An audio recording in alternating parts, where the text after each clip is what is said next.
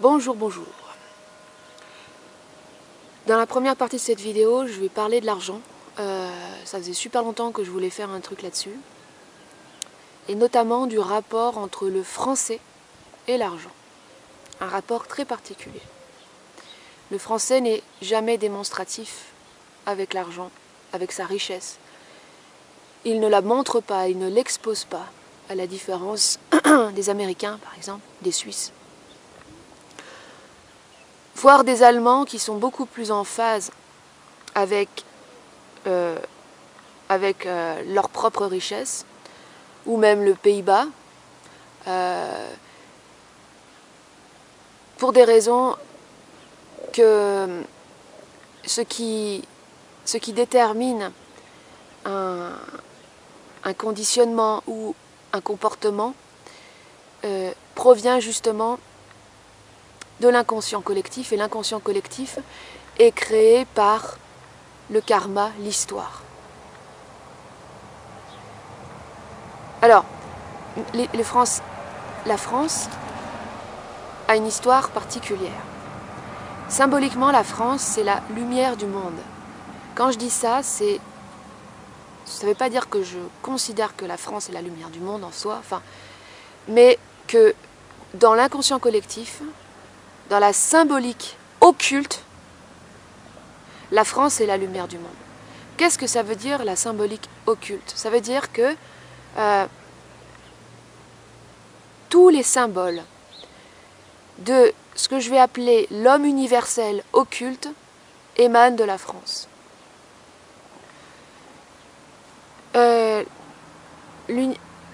symbolisme occulte de l'homme universel, ça a commencé à partir du moment où on a coupé la tête de notre roi.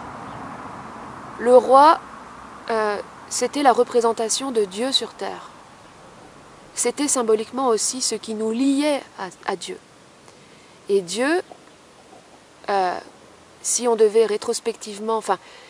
Dieu symbolise le lien entre l'homme et les mondes éthériques, les plans éthériques, ou l'esprit.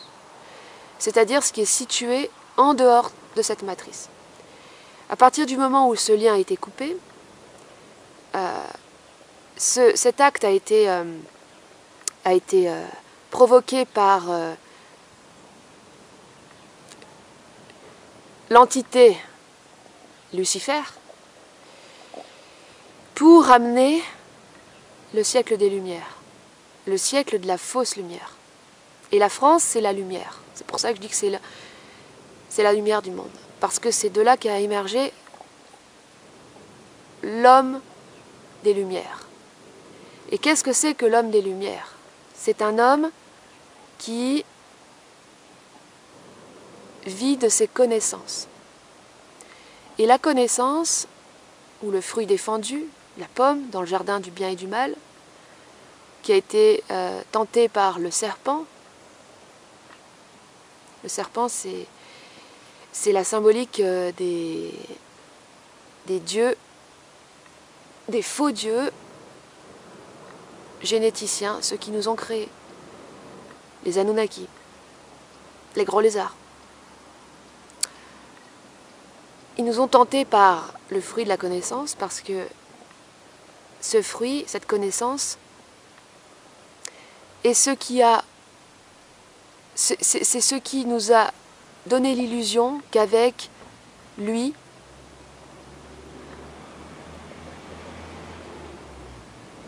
on serait un homme.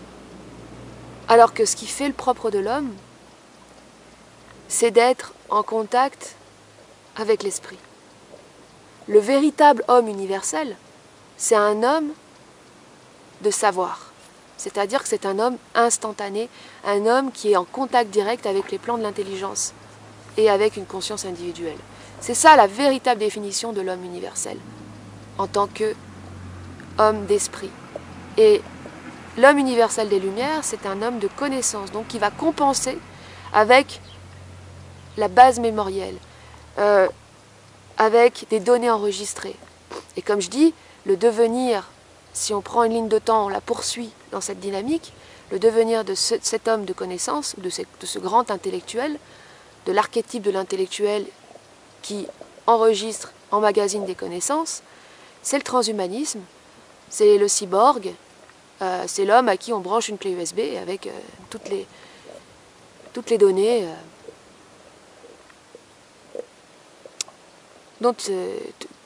avec l'encyclopédie Universalis dessus, quoi. Et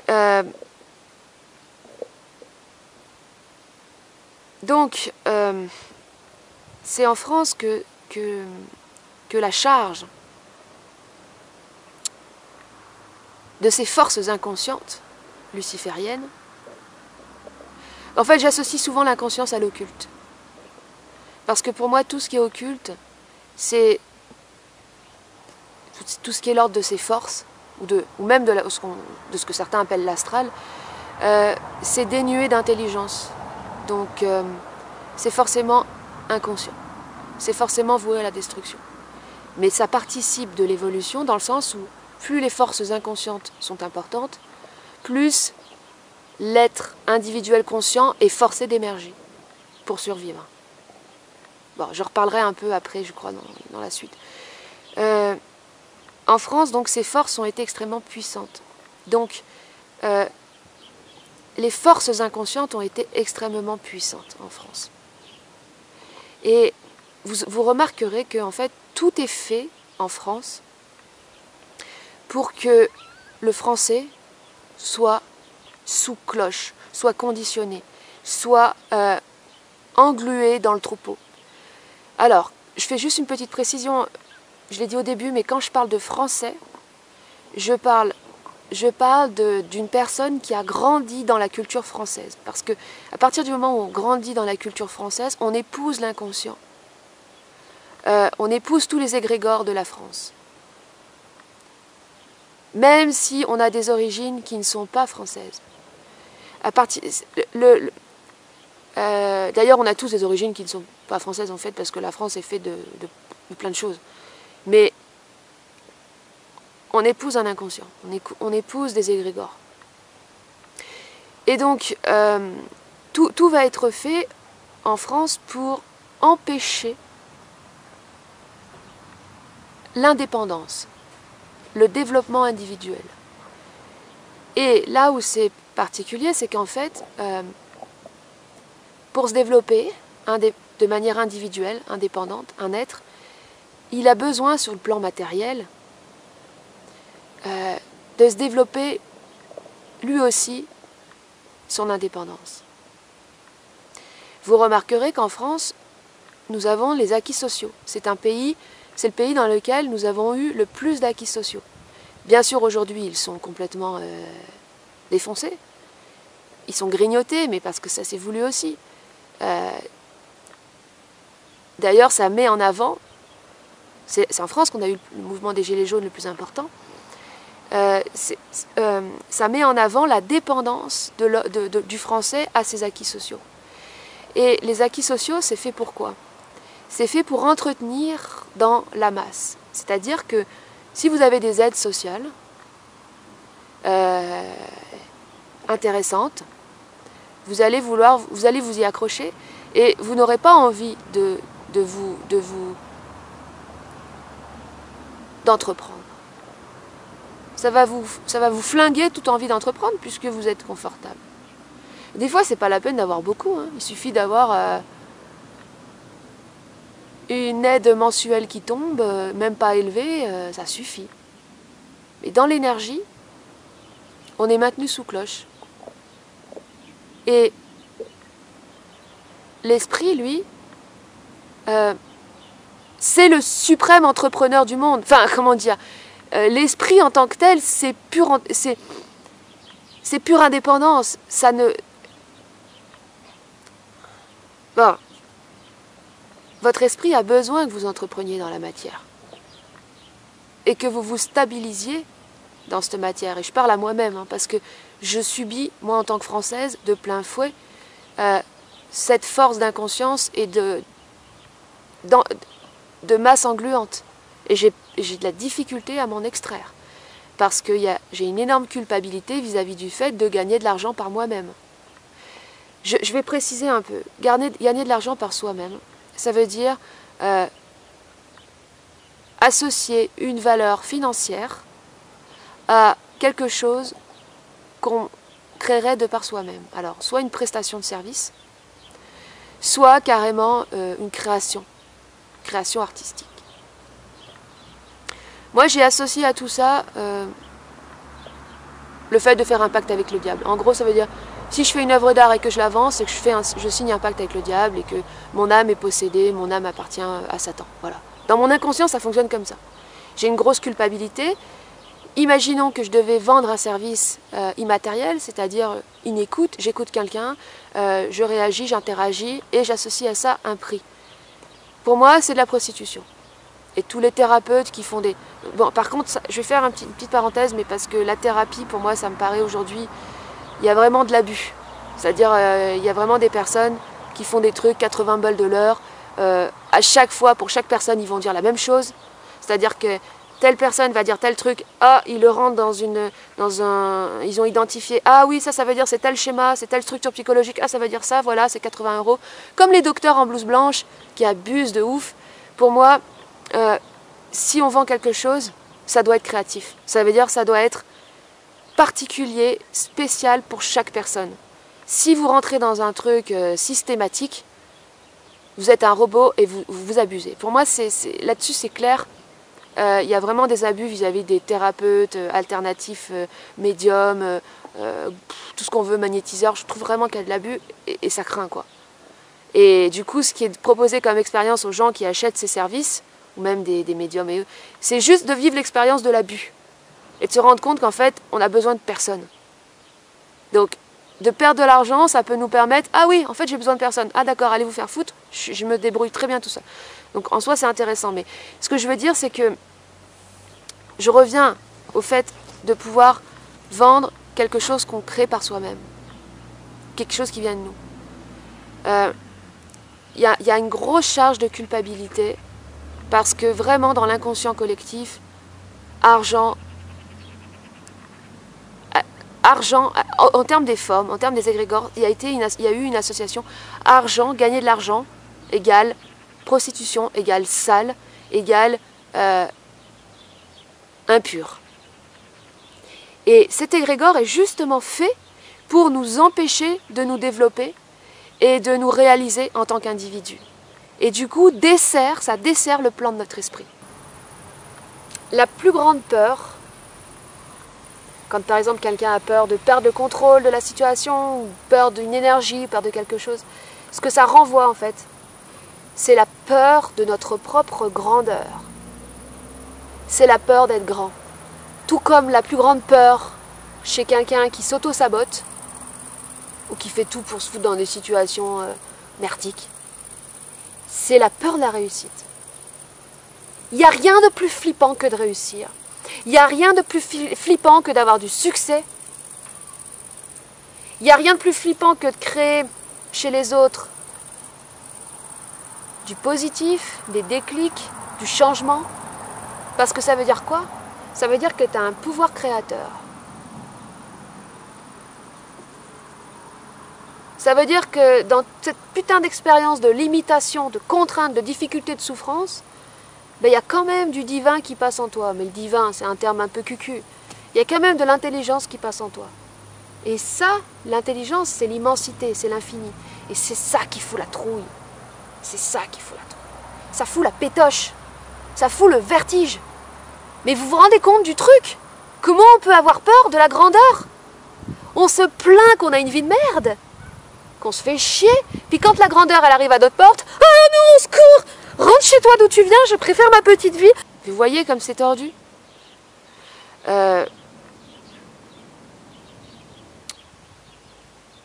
Donc, c'est pour ça que c'est important de comprendre ce qui se passe dans le subtil, dans les formes, dans les forces inconscientes. Parce que plus on développe ce discernement, plus, c'est toujours la même chose, on peut faire grandir cette colère intérieure. La colère qu'on va diriger contre l'inconscient. Pour se sortir de la masse, pour s'extraire de cette fatalité. Parce que si vous voulez vous créer par vous-même, vous voulez créer une entreprise, mais n'importe laquelle, hein, ça peut être de la prestation de service, mais ça peut être aussi un food truck, ça peut être n'importe quoi. Ben, il va falloir que vous fassiez preuve de volonté. Et une volonté au petit matin, au pied levé, allez, aujourd'hui j'ai décidé que c'était bon, ou aujourd'hui j'ai décidé d'arrêter de fumer. Ça, c'est de la volonté superficielle. Au bout de 10 minutes, ça va disparaître. Il faut une volonté réelle. Et la volonté réelle, elle vient de la conscience, elle vient du fait d'avoir réalisé certaines choses. D'avoir réalisé qu'il y a des forces qui sont contre nous, pour nous empêcher de nous développer, pour nous empêcher de nous indépendiser, non, de nous réaliser, pour empêcher le plan de l'esprit et le plan de la conscience.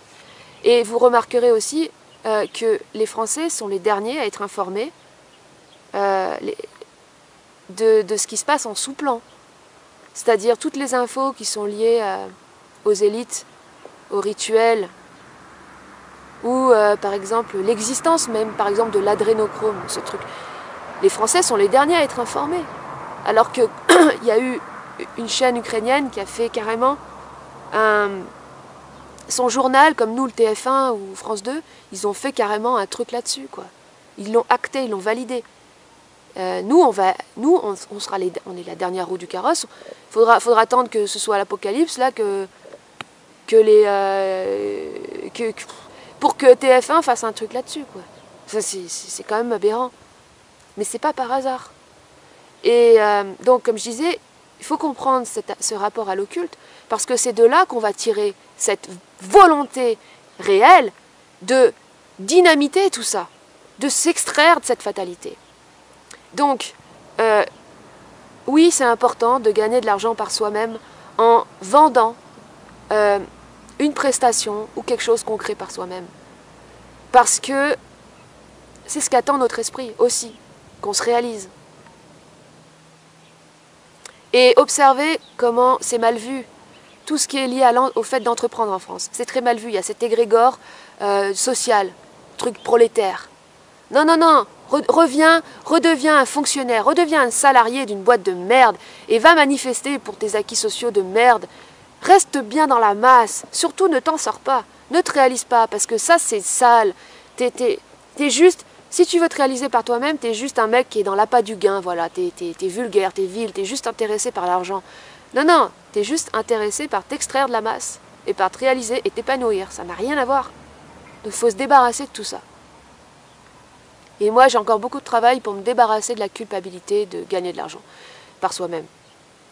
Parce que j'ai encore ce truc, ah mais mon âme va être récupérée par Satan. Oui, mais en fait, le truc, c'est que l'âme, elle appartient déjà à Satan. Et ça t'embouche un coin. Parce que l'âme est de nature magnétique. Nous sommes l'incarnation même, c'est-à-dire en descendant dans ce plan d'existence, on est descendu dans l'empire de Satan. Et c'est notre âme qui nous y a conduits. Et le truc, vraiment, c'est que ça je l'ai compris hier soir. J'ai eu un... C'est pas que j'ai eu un flash, mais j'ai compris le truc. En fait, c'est que... Mais je l'avais déjà expliqué dans un autre truc, mais... C'est obligatoire, en gros, l'âme elle est obligée de s'incarner et pour que l'esprit pénètre l'âme, pour qu'il y ait ce principe électromagnétique et le processus de conscience qui émerge au sein de l'individu, il faut que l'âme s'incarne.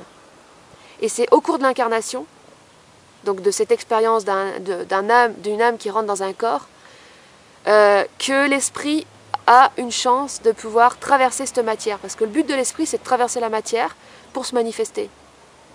Donc, l'âme doit obligatoirement descendre dans l'empire de Satan, ce truc de fou, pour ensuite avoir la possibilité d'être traversée par l'esprit, donc ce qui est situé hors matrice, hors empire de Satan, et faire émerger la conscience individuelle pour ensuite créer l'homme sur les autres plans subtils. Enfin, créer le corps subtil, les corps subtils, qui fera que quand on va se décorporer, quand on va mourir, et ben en fait, notre existence va poursuivre sur les autres plans.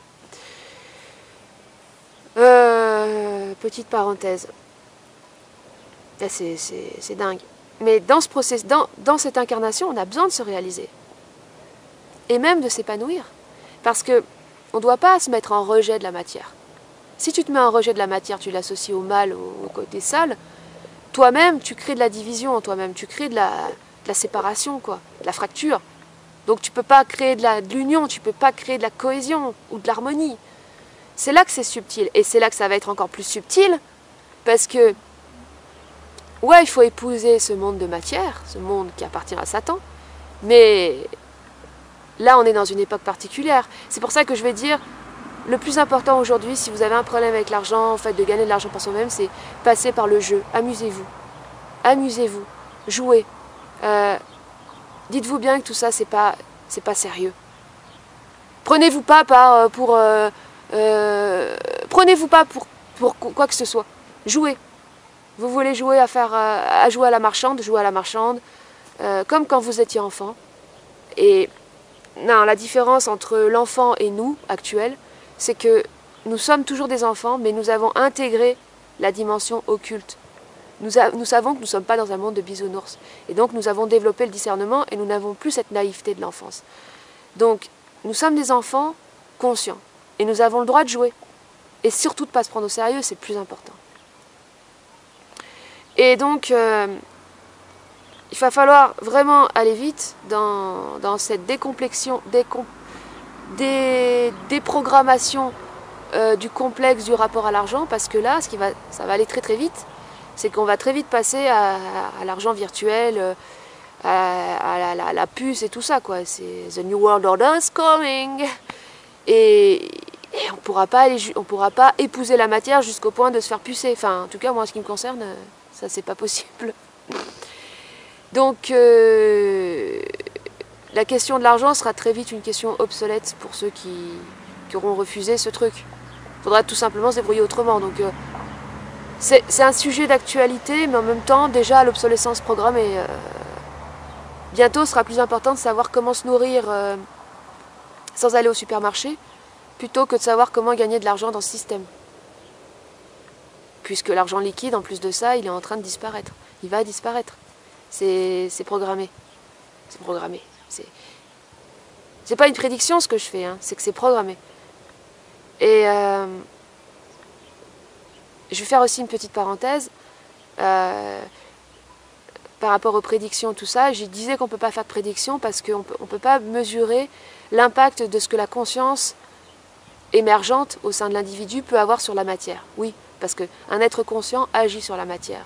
Et quand il y aura plein d'êtres conscients, on va tous agir sur la matière et on transformera notre environnement et notre monde.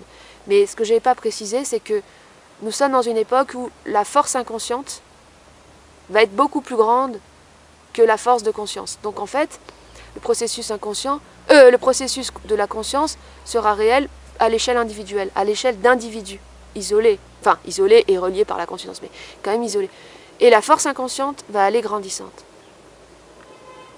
Et ce qu'on appelle la planète Nibiru, la planète X et tout ce bordel, c'est symboliquement, c'est la grosse masse inconsciente qui va venir, qui est déjà en train de venir, grandissante.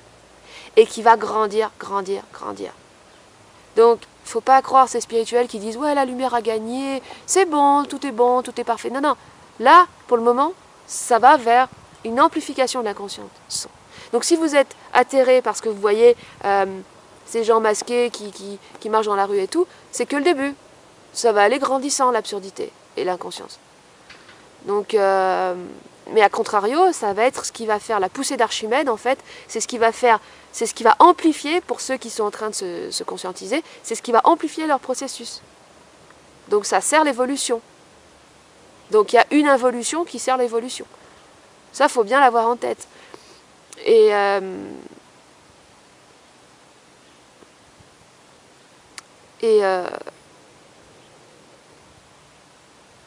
on se rapproche du point zéro. Putain, moi, il y a 2 ans, j'avais rencontré une nana encore plus dingue que moi. Mais vraiment, vraiment, beaucoup plus dingue. Et elle arrêtait pas de me parler de point zéro. Dès qu'elle commençait à parler, point zéro, point zéro. Je dis, ah, mais qu'est-ce qu'elle me raconte, point zéro, là, c'est quoi ce délire? Purée, et je commence maintenant, tout le monde en parle du point zéro. Et je commence un peu à... Ah, d'accord, des fois par moment, ah, mais c'est ça le point zéro, d'accord. Le point zéro, c'est En fait, c'est la symbolique de la croix, mais en forme de spirale. Bon, il y a un artiste qui a fait... il s'appelle Wim Delvoye, mais c'est un artiste satanique dégueulasse. Mais après, bon, c'est comme ça. Il avait fait une œuvre comme ça. Je crois qu'elle s'appelle Tornado, un truc comme ça. C'est ça. Et c'est un Jésus sur sa croix qu'il a représenté en image qu'il a modélisé en image de 3D en forme de tornade, entortillé sur lui-même. Et ensuite, il l'a fait réaliser en 3D, en sculpture en bronze, ce truc. Il en a fait plein comme ça. Et ça m'avait vachement interpellé, mais c'est complètement ça le point zéro. C'est-à-dire que la croix, c'est quoi? C'est la verticalité de l'esprit qui pénètre, ou l'électricité, qui pénètre le magnétisme horizontal de ce monde linéaire, temporel, fait de mémoire, de souvenirs et de temporalité, passé, présent, futur. Non, là, c'est l'instantanéité. Pouah, elle explose tout, c'est ça la croix. Mais, en fait, c'est une croix, en fait, ce principe, c'est une croix qui tourbillonne. Parce que le point zéro, c'est... Ça tourbillonne, puis à un moment donné, bah, comme l'eau dans la baignoire, il y a un trou qui est dans le trou. T'as le trou dans le trou, puis t'es au milieu. Ça, c'est le point zéro. Et là, ping! Putain, la cloche, elle vient de sonner. Oh la vache. Plus on se rapproche de ça, plus on se rapproche de cette instantanéité-là.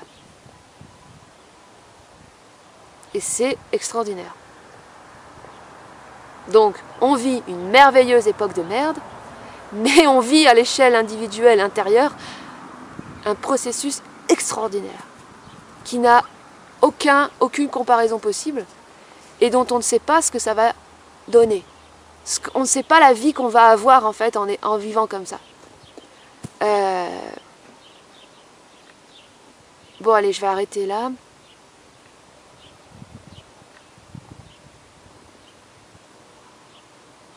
Ça me donne un peu le tournis tout ça.